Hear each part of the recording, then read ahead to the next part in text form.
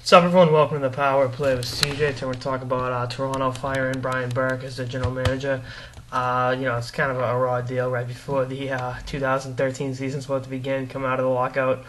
But, you look back on it, and one of the big things was on NHL.com talking about the Phil Kessel trade. Tyler Seguin and Dougie Hamilton will be, on the Boston Bruins this year. Sagan's a bona fide stud. And Dougie's going to be a hell of a player for many, many years. And Jared Knight will be a pretty good NHL player down the line. But, you look at those picks, what they'd be like. I mean, Kessel's had, I think, 3 30-goal seasons since he's gone to Toronto. But, having those guys might be even better for the Leafs rebuilding process. You look at, all the different things they've mishandled up there. Talking about a possible Luongo move.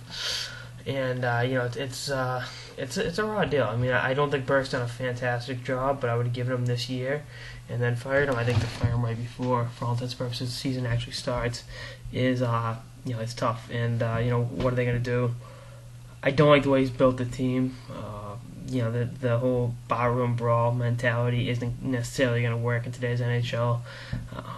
Kessel's a great complimentary piece, but he really can't be the leading man on a Stanley Cup championship team. I think if he was, the 2009 Boston Bruins would have had a better shot at beating Carolina.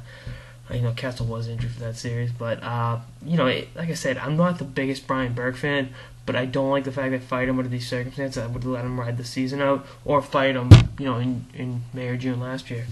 But the person then, you're looking at what the owners now and Randy Carlyle. They get some big choices whether or not Morgan Riley plays with the Leafs this year or not, among other things. So,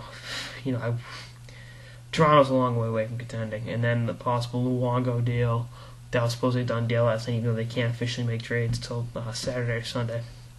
But, that's another thing that's going to be a pain in the neck, too. So, just an FYI, Roberto Luongo won't work in Toronto. He doesn't play well in a fishbowl, and Toronto's the biggest fishbowl there is. But Brian Burke will end up somewhere soon enough, and he'll be trying to think what teams need GMs. I mean, Columbus just landed one, but maybe he ends up back in Anaheim. I mean, the stranger things have happened, and they could use some Burkeism in their front office, but. Let's see how that all works out. That's like some sort of Power Play with CJ on the Toronto Maple Leafs firing general manager Brian Burke on the eve of the 2013 season, or 2013 training camp, I should say. Stay tuned for more episodes throughout the season and beyond. Later, guys.